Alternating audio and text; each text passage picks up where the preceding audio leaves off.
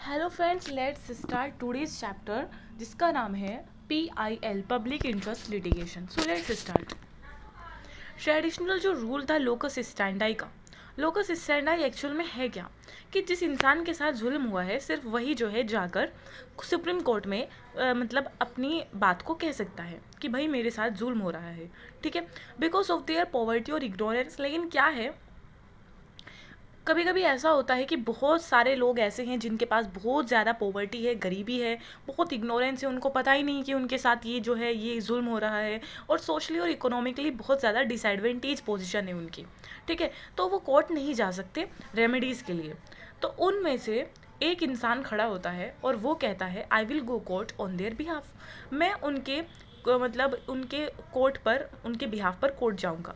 तो ये जो है इसको पहले हमारे कॉन्स्टिट्यूशन नहीं मानता था, हमारे यहाँ पर नहीं माना जाता था, कहा जाता था कि नहीं, traditional rule of local standard ही चलेगा, जिसके साथ जुल्म हुआ है सिर्फ वही आ सकता है, ठीक है, जिसके राइट्स इन्फ्रिंज हो रहे हैं वही रेमेडी के लिए कोर्ट आ सकता है। लेकिन जब से पब्लिक इंटरेस्ट लिटिगेशन का इन्वेंशन हुआ है, ठीक है, PIL का जब से इन्वेंशन हुआ है, जब से डिस्कवरी हुई है, ठीक है, तब से कोई भी पब्लिक स्पिरिटेड सिटीज़न, ठीक है, और कई सोशल ऑर्गेनाइजेशन वो कोर्ट जा सकती है उनके राइट्स के इन्फोर्समेंट के लिए, किसी भी पर्सन या ग्रुप के राइट्स के इन्फोर्समेंट के लिए, सॉरी, वो जा सकती है, ठीक है, कोई भी पर्सन, पब्लिक स्पिरिटेड सिटीज़न, और या फिर कोई पर्सन, ग्रुप ऑफ पर्सन के लिए, एक minute, any public spirited citizen, या तो कोई पब्लिक स्पिरिटेड सिटीज़न या कोई सोशल ऑर्गेनाइजेशन कोर्ट जा सकते हैं अगर किसी का इन्फ्रिजमेंट हो रहा है किसी के राइट का, ऑफ एनी पर्सन, किसी इंसान का या फिर ग्रुप ऑफ पर्सन या बहुत सारे इंसान का, ठीक है। तो पब्लिक इंटरेस्ट लिटिगेशन एक्चुअल में है क्या? जनता दल वर्सेस HS चौधरी 1993 का जो केस था, उसमें सुप्रीम कोर्ट ने PIL को ऐसे डिफाइन किया था कि एक्चुअल में एक लीगल एक्शन है जो कि कोर्ट ने इनिशिएट किया है, ठीक है, initiated in a court of law for the enforcement of public interest और general interest.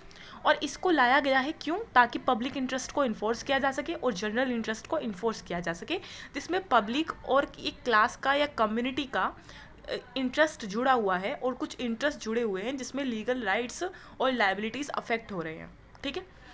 Any member of the public, कोई भी मेंबर जिसके पास सफिशिएंट इंटरेस्ट हो वो कोर्ट जा सकता है इन राइट्स को इन्फोर्स कराने के लिए, चाहे वो दूसरे पर्सन का राइट हो और किसी कॉमन ग्रीवांस को एड्रेस करने के लिए, ठीक है। PIL को सोशल एक्शन लिटिगेशन भी कहा जाता है, सोशल इंटरेस्ट लिटिगेशन भी कहा जाता है, क्लास एक्शन लिटिगेशन भी कहा जा सकता है, साल, सिल, कल, ठीक है, ये 3 नाम इसको और दिए जाते हैं, सोशल एक्शन, सोशल इंटरेस्ट और class action. Public interest litigation USA में क्या है भाई, इसका जो डेवलपमेंट हुआ था, इसका जो ओरिजिनेट हुआ था, ये USA में हुआ था 1960s में। जैसे हमने जुडिशियल रिव्यू देखा था वो भी 1916 में हुआ था मरबरी वर्सेस मेडिसन वाले केस में, और ये भी USA में ही हुआ था। USA में इसको डिज़ाइन किया गया था ताकि लीगल रिप्रेजेंटेशन मिल सके उन लोगों को, उन ग्रुप्स को जो अनरिप्रेजेंटेड है, ठीक है। भाई ऑर्डिनरी मार्केट प्लेस जो थी लीगल सर्विसेज के लिए, जो ऑर्डिनरी मार्केट प्लेस थी लीगल सर्विसेज के लिए, वो फेल हो रही थी ऐसी सर्विसेज प्रोवाइड कराने में, किसको? बहुत ज़्यादा जो सिग्निफिकेंट सेगमेंट था पॉपुलेशन का उनको, ठीक है, मतलब जो लॉयर वगैरह थे वो नहीं कामयाब हो पा रहे थे सिग्निफिकेंट इंटरेस्ट को रिप्रेजेंट करने में। और such groups and interest include the poor, और ऐसे कौन से सेगमेंट है, कौन से सिग्निफिकेंट सेगमेंट है जिनको प्रेजेंटेशन नहीं मिल रहा था? Poor, environmentalist, consumers, racial and ethnic minorities और बहुत सारे ग्रुप्स थे, ठीक है। सो लेट्स स्टार्ट कि उसके बाद क्या हुआ। भाई हिस्ट्री ऑफ PIL देख लेते हैं इंडिया में। हमने यहाँ पर तो देख लिया कि यहाँ पर अमेरिका में क्या था। अब भाई मुंबई कामगार सभा वर्सेस अब्दुल थाई वाला केस होता था, 1976 में होता है, मुंबई कामगार सभा वर्सेस अब्दुल थाई, ठीक है। जस्टिस कृष्णा अय्यर आर्ग करते हैं कि PIL का एक इम्पोर्टेंट रोल है लीगल सिस्टम को इंश्योर करने में और पुअर के इंटरेस्ट को सर्व करने में और ऑपरेस सेक्शन के इंटरेस्ट को सर्व करने में PIL का बहुत बड़ा रोल है। और ये कहा था मुंबई कामगार सभा वर्सेस अब्दुल थाई केस में जस्टिस कृष्णा अय्यर ने, ठीक है। इन्होंने ये इम्फेसाइज किया कि जो PIL है वो एक सब्सटीट्यूट नहीं है ट्रेडिशनल लिटिगेशन का, ठीक है। ऐसा नहीं है कि अब मतलब कोई लिटिगेशन नहीं आएगी, कि प्राइवेट पर्सन या फिर कोई ऐसे लिटिगेशन नहीं आएगी, मतलब लोकस स्टैंडाई वाले खत्म हो गए हैं, ऐसा है, लेकिन ये कॉम्प्लीमेंट करता है इसको, ठीक है। फिर हुसैनारा खातून versus state of Bihar case होता है 1979 का, अब इसमें क्या होता है, PIL जो है कपिला हिंगोरानी द्वारा फाइल की जाती है सुप्रीम कोर्ट में। कपिला हिंगोरानी, ठीक है, I think mother of the PIL इसको बोलते हैं, ठीक है। PIL जो है सुप्रीम कोर्ट में फाइल की जाती है कपिला हिंगोरानी द्वारा, ठीक है। और on the basis of the news item, भाई एक न्यूज़ छपी थी इंडियन एक्सप्रेस में, पब्लिश हुई थी, तो वो वाली जो न्यूज़ थी वो हिंगोरानी ने भी पढ़ ली, एंड देन आफ्टर दैट उन्होंने जो है इसको हाईलाइट किया सुप्रीम कोर्ट में जाकर कि देखो भाई कितने अंडर ट्रायल प्रिजनर्स पड़े हैं, उनकी जो प्लाइट देखो आप, उनकी दुर्दशा देखो कि वो कितने सालों से जेल में हैं, ठीक है। बिहार की बहुत सारी जेल में ऐसे बहुत सारे कैदी पड़े हैं जिनकी कोई सुनवाई नहीं हुई आज तक, ठीक है। और फिर उन्होंने कम से कम 40,000 अंडर ट्रायल प्रिजनर्स को रिलीज़ करवाया, ठीक है। और हुसैनारा खातून केस उसको कहा गया, और कपिला हिंगोरानी थी वो, ठीक है। Supreme Court in SC the case went before bench led by justice P Bhagwati, ठीक है। भाई पी भागवती जी के सामने, PN भागवती जी के सामने ये जो केस है ये गया, ठीक है, हुसैनारा खातून वाला सुप्रीम कोर्ट में। कोर्ट ने अलाउ किया उनको कि आप केस को परस्यू करें, ठीक है, जिसमें उनका कोई लोकस स्टैंडी ना था, मतलब उनका कोई इंटरेस्ट जुड़ा हुआ नहीं था, वो दूसरे के इंटरेस्ट के ऊपर लड़ रही थी, ठीक है। और उन्होंने अब जो जस्टिस थे, जस्टिस PN भागवती, उन्होंने उनको एक तो अलाउ किया कि आप लड़िए ये केस, कोई बात नहीं, हम सुनेंगे, ठीक है। और PIL को एक परमानेंट फिक्सचर दे दिया इंडियन जूरिस्प्रूडेंस में, ठीक है। PIL तब से जो है 1979 में ये केस हुआ था, ठीक है। तो ध्यान रखना है कपिला हिंगोरानी जी का बहुत बड़ा योगदान है और जस्टिस PN भागवती का, ठीक है। And then after that Kapila Hingorani को कहा गया mother of PIL in India. Right to speedy justice emerge as a basic fundamental right, और राइट टू स्पीडी जस्टिस जो था वो भी इसमें स्टार्ट हुआ, which had been denied to this prisoners, जो कि इन प्रिजनर्स को डिनाई किया गया था, राइट टू स्पीडी जस्टिस। फिर आता है SP Gupta versus union of India case 1981। ये हिस्ट्री बता रहे हैं हम कि PIL कैसे इवॉल्व हुआ इंडिया में, ठीक है। 1979 के 2 साल बाद 1981 में SP Gupta versus union of India case आता है, और इसको प्रिसाइड करते हैं जस्टिस PN भागवती अगेन, ठीक है। और इन्होंने एक तरीके से नया PIL का एक नया एरा स्टार्ट किया। इस डिसीजन में कहा गया था कि कोई भी इंडिविजुअल मेंबर पब्लिक या सोशल एक्शन ग्रुप का ज्यूरिस्डिक्शन जो है हाई कोर्ट का आर्टिकल 226 के अंडर में मतलब इन्वोक कर सकता है, सुप्रीम कोर्ट का आर्टिकल 32 में, और रेमेडी ले सकता है फॉर वायलेशन ऑफ लीगल और कॉन्स्टिट्यूशनल राइट्स फॉर दोज, उनके लिए जो कि अनेबल है सोशल, इकोनॉमिक और दूसरी डिसेबिलिटीज़ के चलते आने में, ठीक है। मतलब इन्होंने ये कहा कि कोई भी इंसान आर्टिकल 226 और 32 को इन्वोक कर सकता है, ठीक है, अगर किसी इकोनॉमिक और अदर डिसेबिलिटीज़ के चलते कोई इंसान नहीं आ पा रहा है तो उसके बिहाफ पर, ठीक है। भाई PIL का इंपॉर्टेंट रोल है इंडियन पॉलिटी में, और ये रिस्पॉन्सिबल रहा है बहुत सारी लैंडमार्क जजमेंट्स में, बहुत सारी, मतलब जिसमें जो है लोकस स्टैंडाई को इग्नोर करके, जो ट्रेडिशनल रूल था उसको इग्नोर करके कोई भी इंसान आया और उसने किसी और के बिहाफ पर केस लड़ा। बैनिंग ऑफ इंस्टेंट ट्रिपल तलाक, ठीक है, एक तो शायरा बानो का जो केस था, ट्रिपल तलाक दे दी गई थी उनको, देन उसके बाद जो वो आई थी लेकर, देन वो भी क्या था, एक PIL के बेसिस पर ही था। Opening up of Sabarimala and Haji Ali shrines to women के लिए सबरीमला और हाजी श्राइन्स के दरवाजे खुलना, that's also. Legalising consensual homosexual relation, मतलब कॉन्सेंशुअल तरीके से होमोसेक्सुअल रिलेशन को लीगलाइज करना, ठीक है। और भाई उसके बाद legislative passive euthanasia and so on, passive euthanasia and so on, तो भाई मतलब पैसिव यूथेनेसिया जो है उसको लीगलाइज करना, ठीक है। और ये था अरुणा शानबाग वाले केस में। अरुणा शानबाग वाले केस में जो देखो, अरुणा शानबाग क्या थी, वो तो बेचारी आ नहीं सकती थी खुद, क्योंकि वो तो वहाँ कोमा में लेटी हुई थी, तो उनके बिहाफ पर कौन आया था, उनकी फ्रेंड आई थी, है ना। तो भाई वहाँ पर जो है मतलब एक तरीके से उसको लीगलाइज कर दिया गया था, और वो PIL के उस पर ही तो हुआ था। और वो जो कॉन्सेंशुअल होमोसेक्सुअल वाला था वो नवतेज जौहर वाले में हुआ था, और ट्रिपल तलाक वाला शायरा बानो में हुआ था, और सबरीमला और हाजी अली श्राइन्स वाला भी, वुमेन वाला वो भी हुआ था, ठीक है। वो सब PIL के ही एक तरीके से नमूने हैं। रियल पर्पज़ ऑफ PIL, क्या रियल पर्पज़ क्या है PIL का? Vindication of the rule of law को एक तरीके से जागृत करना, और एक्सेस टू जस्टिस को एक तरीके से इफेक्टिवली फैसिलिटेट करना कि सबके पास एक्सेस है जस्टिस का। Socially and economically weaker section जो है उनके पास भी है। Meaningful realization of the fundamental rights का एक तरीके से मीनिंगफुल रियलाइजेशन होना। फीचर्स क्या है PIL की, लेट्स सी। वही फीचर्स ये हैं कि जस्टिस लाने के लिए पुअर मासिस की रीच तक, जो कि बहुत ही लो विजिबिलिटी एरिया से आते हैं ह्यूमैनिटी के, एक PIL जो है एक स्ट्रेटेजिक आर्म बन चुका है उनके लिए। लीगल एड मूवमेंट के में, ठीक है। और डिफरेंट काइंड ऑफ लिटिगेशन जो है, ऑर्डिनरी ट्रेडिशनल लिटिगेशन, जो कि एसेंशली एक एडवर्सरी कैरेक्टर है where there is dispute between two parties.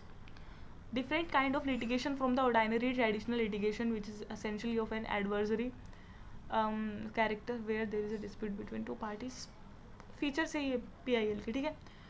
और वन इंडिविजुअल अगेंस्ट अनदर, अच्छा मतलब ऐसा नहीं है कि आप एक इंडिविजुअल के इंटरेस्ट के लिए जा रहे हो PIL लेकर कि भाई इसको इंटरेस्ट, इसका इंटरेस्ट सर्व करो, बाकी सबको अगेंस्ट अनदर, मतलब दूसरे जो बहुत सारे हैं उनका आप कर्ब कर दो, ठीक है।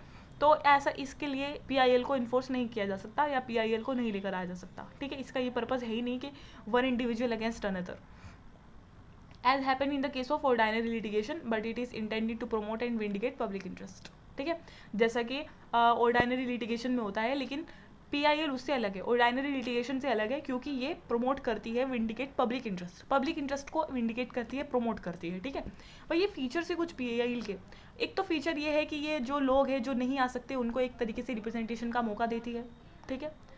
और भाई मतलब ये एक तरीके से ऐसी PIL हैं, ऐसी कुछ लिटिगेशंस हैं जो कि एडवर्सरी कैरेक्टर की हैं, ठीक है, एडवर्सरी कैरेक्टर की हैं।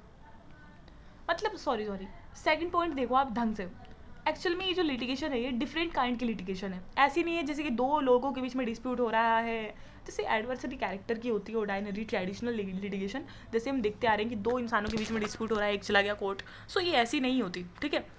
तो भाई आगे हम बात करते हैं कि not for the purpose of enforcing the right of one individual against another, एक के खिलाफ दूसरे का इंटरेस्ट, मतलब बहुत सारों के खिलाफ दूसरे का इंटरेस्ट सर्व हो जाए, इसका ये भी पर्पज़ नहीं है, ये सिर्फ पब्लिक इंटरेस्ट को प्रमोट करने के लिए बनाई गई है।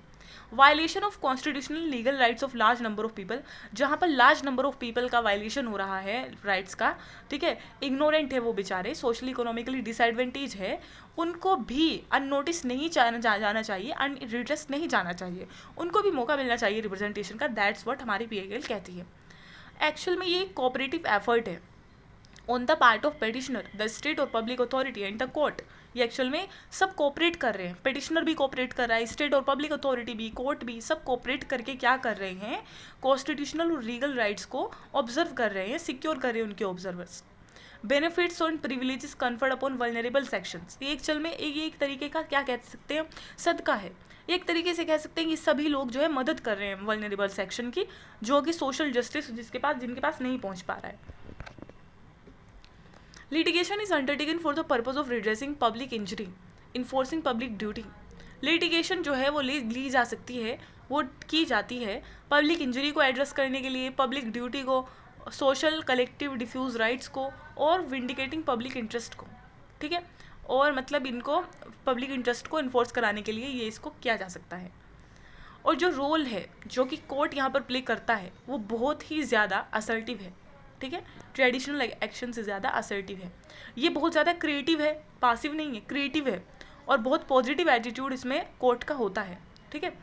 और PIL जो है कोर्ट इंजॉय करता है डिग्री ऑफ फ्लेक्सिबिलिटी, समझ रहे हो, ऐसा नहीं है कि पूरी प्रोसीजर ऐसी होगी जैसे मतलब पूरा फॉर्मल वगैरह, नहीं, PIL में कोर्ट जो है वो थोड़ी फ्लेक्सिबिलिटी भी लगाते हैं ट्रायल करने में, ट्रेडिशनल प्राइवेट लॉ लिटिगेशन होती है ना उससे अलग होता है थोड़ा, ठीक है। It must be procedure known to judicial tenets and characteristic of a judicial proceeding, मतलब थोड़ा सा फॉर्मल होता है, थोड़ा सा नहीं, इतना ट्रेडिशनल नहीं होता है, इतना ज़्यादा रिजिड नहीं होता है।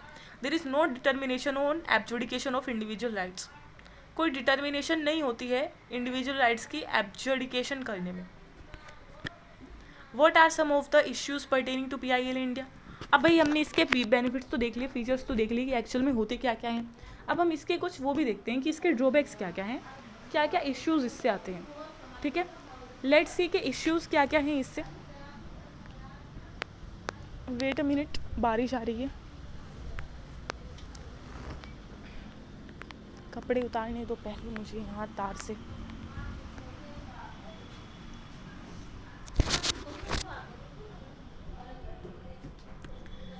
एंड देन हम इशू की बात कर रहे थे, सो लेट्स स्टार्ट। भाई पर्सनल और पॉलिटिकल गेन के लिए मिसयूज़ होता है PIL का बहुत ज़्यादा, ठीक है, पर्सनल गेन के लिए PIL लेकर चले गए, पॉलिटिकल मतलब एक तरीके से वोट बैंक बनाने के लिए, लीगल सिस्टम में डिले होता है बहुत ज़्यादा, क्योंकि एक तरीके से बहुत ज़्यादा डिले होता है लीगल सिस्टम में, जो दूसरे केसेस है वो रहते हैं। लैक ऑफ इम्प्लीमेंटेशन ढंग से नहीं हुआ है, और जुडिशरी के ऊपर बर्डन बहुत ज़्यादा आ गया है। मतलब अब ये PIL, अब वो PIL, एक तो केसेस पहले से इतने पेंडिंग पड़े थे, and then after that PIL का अलग ट्रेंड चल रहा है, सो ओवर बर्डनिंग हो रही है। स्कोप क्या क्या है PIL के, ठीक है, तो देखें कौन कौन इंसान जो है वो इसका फ़ायदा उठा सकते हैं। 1998 में सुप्रीम कोर्ट ने एक्चुअल में एक गाइडलाइन सेट की, ठीक है, जो कि फॉलो की जानी थी। पेटिशन जो रिसीव करती हैं PIL की तौर पर, या फिर लेटर्स जो रिसीव होते हैं, तो भाई वो क्या क्या है, मतलब जो रिसीव किए जा सकते हैं एज अ PIL, और इसको मॉडिफाई किया गया 1993 में, 2003 में। Let's see, following categories alone will ordinarily be entertain as PIL। भाई ये जो फॉलोइंग कैटेगरीज है ना, इनकी ही सुनी जाएगी PIL के तौर पर, ठीक है। ऐसा नहीं कि कोई बहुत बड़ा बिजनेसमैन है PIL लेकर आ गया, गलत है, ठीक है। आपके पास रिसोर्सेज हैं, आपके पास एक्सेस है जस्टिस तक, सो आप ज़्यादा मतलब उसके वर्दी नहीं हो। तो bonded labour matters, bonded labour matter मतलब कि भाई जो मतलब बंधुआ मजदूर है वो PIL डाल दें, उनके बिहाफ पर कोई डाल दे, तो उसको एंटरटेन किया जाएगा। नेगलेक्टेड चिल्ड्रन, जो बच्चे बेचारे नेगलेक्ट कर रखे हैं, और मिनिमम वेजेस नहीं मिल रही है वर्कर्स को, उनका एक्सप्लॉयटेशन हो रहा है कैजुअल वर्कर्स का, ठीक है, और लेबर लॉज जो है उनका वायलेशन हो रहा है। इंडिविजुअल केसेस को छोड़कर बहुत मतलब बड़े तरीके पर बहुत सारे लोगों के साथ हो रहा है, तो इसीलिए, ठीक है। पेटिशंस फ्रॉम जेल्स, जेल से पेटिशन आती है कि हमें हरासमेंट फेस करना पड़ रहा है, प्री मैच्योर रिलीज़ हो रही है, ठीक है, और 14 साल जेल में कंप्लीट करने के बाद, ठीक है, रिलीज़ हो रही है 14 साल जेल में कंप्लीट होने के बाद, डेथ हो रही है जेल में, ट्रांसफ़र हो रहे हैं, ठीक है, रिलीज़ और पर्सनल बॉन्ड, और speedy trial as a fundamental right, मतलब स्पीडी ट्रायल जो है वो हमारा होना चाहिए। ऐसी पिटिशंस आती हैं that they will also be entertain as a PIL। Petitions against police, मतलब पुलिस ने कोई केस रजिस्टर नहीं किया, हैरासमेंट किया पुलिस ने, पुलिस कस्टडी में डेथ हो गई, that's also a PIL। Petition against atrocities on women, women के साथ एट्रोसिटीज़ हो रही हैं, हरेसमेंट हो रहा है, ठीक है, ब्राइड के साथ, दुल्हन के साथ ब्राइड बर्निंग हो रही है, मतलब दहेज के चक्कर में रेप वगैरह, मर्डर, किडनैपिंग एट्सेट्रा, ये सब भी इसमें आती हैं, PIL में आ जाएगा ये भी। और उसके साथ साथ पिटिशन जो कि कंप्लेन करते हैं कि विलेजर्स का हरासमेंट हो रहा है, टॉर्चर हो रहा है कोई विलेजर्स के द्वारा और पुलिस के द्वारा, ठीक है, जो कि SC ST से बिलोंग करते हैं, उनको बहुत ज़्यादा मतलब जुल्म सहने पड़ रहे हैं, तो उसकी भी पिटिशन डाली जा सकती है। पिटिशन जो कि एनवायरनमेंटल पोल्यूशन से रिलेटेड होती है, इकोलॉजिकल बैलेंस में डिस्टर्बेंस आ रही है, फूड में मिलावट हो रही है, हेरिटेज और कल्चर मेंटेन नहीं हो पा रहा है, एंटिक, फॉरेस्ट, वाइल्ड लाइफ, ये सारे भी पब्लिक इंपॉर्टेंस के जितने भी मैटर्स हैं that's also come in petition. और राइट विक्टिम्स, मतलब जो कभी झगड़े होते हैं, कम्युनल राइट्स होते हैं, उनमें जो विक्टिम्स होते हैं उनके खिलाफ, मतलब उनके लिए भी आप पिटिशन डाल सकते हो। और फैमिली पेंशन में भी। और ये वाले जो मतलब केसेस है भाई, ये PIL के अंतर्गत नहीं सुने जाएंगे। सबसे पहले लैंडलॉर्ड टीनेंट मैटर, लैंडलॉर्ड का और टीनेंट का जो मैटर है वो नहीं सुना जाएगा। बॉन्डेड लेबर वाला सुना जा सकता है, बट नोट दैट, ठीक है, वो आपका पर्सनल मामला है। सर्विस मैटर जो है, मतलब पेंशन और ग्रेच्युटी से रिलेटेड, तो वो सर्विस मैटर। और जो सेंट्रल और स्टेट गवर्नमेंट हो या डिपार्टमेंट के खिलाफ जो कंप्लेंट्स है लोकल बॉडीज़ के खिलाफ, बस वो जो कि number 1 to 10, item number 1 to 10 above, मतलब 1 to 10 हमने ऊपर देखी, 1 to 10, हाँ, इनको छोड़कर, इन सारे 10 पॉइंट्स को छोड़कर सेंट्रल और स्टेट गवर्नमेंट अगर कुछ भी करता है, ठीक है, तो उसके खिलाफ आप अगेंस्ट लेकर पिटिशन के अंडर में नहीं जा सकते हो, ठीक है। फिर admission to medical and other educational institution, कि हमारा एडमिशन नहीं हो रहा है, ये छोटी छोटी चीज़ें वैसे भी सॉल्व आउट हो सकती हैं, इतनी बड़ी आफत नहीं आ रखी है आपके पास, ठीक है। Petitions for early hearing of cases pending in high courts and subordinate courts, मतलब आपकी केस की हियरिंग नहीं हो रही है, आपने पिटिशन डाल दी कि जल्दी जल्दी हियरिंग करो यार, पेंडिंग पड़ा है हाई कोर्ट में मेरा केस, सबऑर्डिनेट कोर्ट में पड़ा है, ठीक है, तो वो नहीं होगा।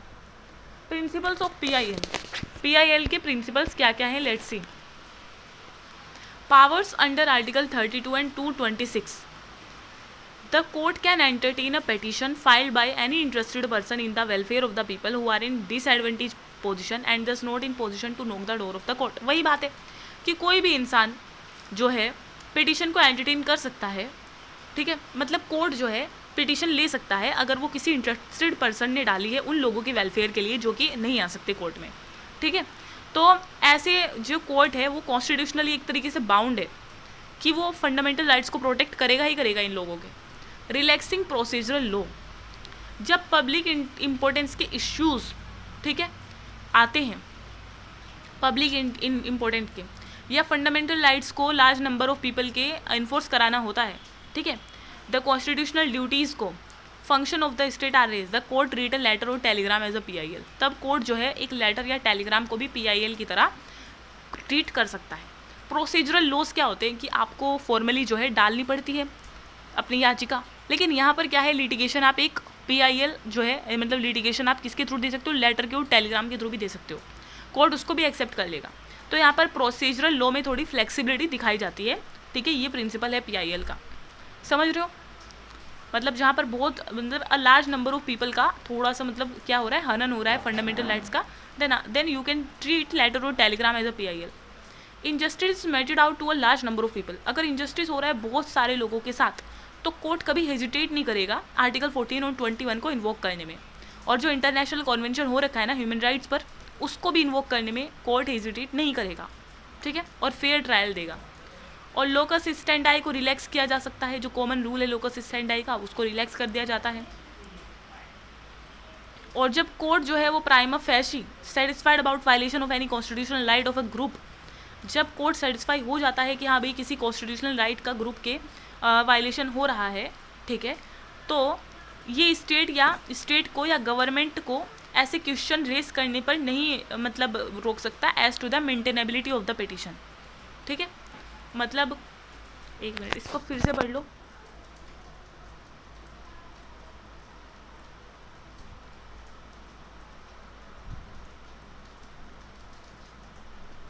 मतलब ये फिर स्टेट और गवर्नमेंट के खिलाफ भी जा सकता है, that's all. Although procedural laws apply on PIL cases, हालांकि जो प्रोसीजरल लॉ अप्लाई किए गए हैं PIL केसेस पर, वो क्वेश्चन ये है कि क्या प्रिंसिपल ऑफ रेस जुडिकेटा और प्रिंसिपल एनालोगस लगेगा। There two would apply depend on the nature of the petition and also facts and circumstances of the faith. ये प्रिंसिपल क्या है, प्रिंसिपल ऑफ रेस जुडिकेटा। तो लॉज अप्लाई ऑन भाई procedural laws तो लगते हैं देखो PIL केसेस पर भी, ठीक है, लेकिन ये है कि क्या ये वाला प्रिंसिपल लगेगा, would apply depend on the nature of the petition and also facts. सबसे पहले पढ़ लेते हैं कि एक्चुअल में प्रिंसिपल ये है क्या।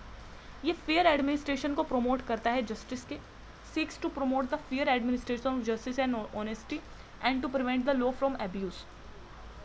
ये एक्चुअल में फेयर एक तरीके से फेयर एडमिनिस्ट्रेशन होगा जस्टिस का और ऑनेस्टी का, और लॉ को एब्यूज होने से बचाया जाएगा, ये बताता है, ठीक है, प्रिंसिपल ऑफ रेस जुडिकेटा। हमने को बताया The dispute between two varying groups purely in realm private law would not be allowed to be agitated as a PIL।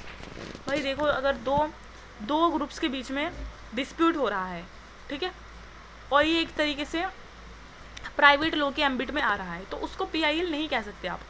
एक एप्रोप्रिएट केस में although the petitioner might have moved a court in his private interest and for redressal of the personal grievances, मतलब लो ऐसा भी हो सकता है कि कोई प्राइवेट इंटरेस्ट में PIL को डाल दे, ठीक है, तो कोर्ट जो है वो देखेगा कि पब्लिक इंटरेस्ट इसमें है या नहीं, ठीक है, state of affair of the subject of litigation in the interest of justice.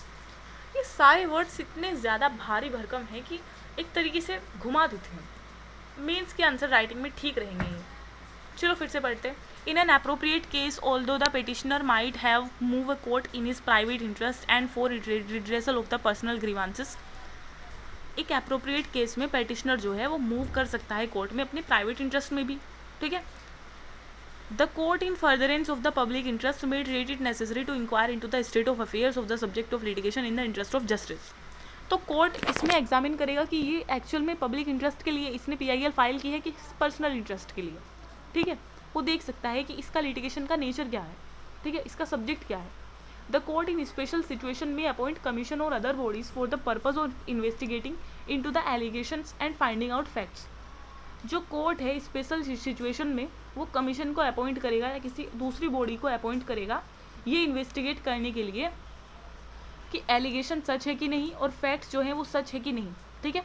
तो ऐसे वो किसी कमीशन को भी मतलब अपॉइंट कर सकता है।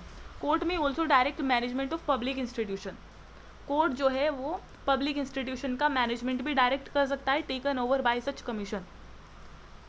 अगर किस कमीशन ने कोई पब्लिक इंस्टीट्यूशन का मैनेजमेंट अपने हाथ में ले लिया है तो कोर्ट वो भी उसको डायरेक्ट करेगा, ठीक है।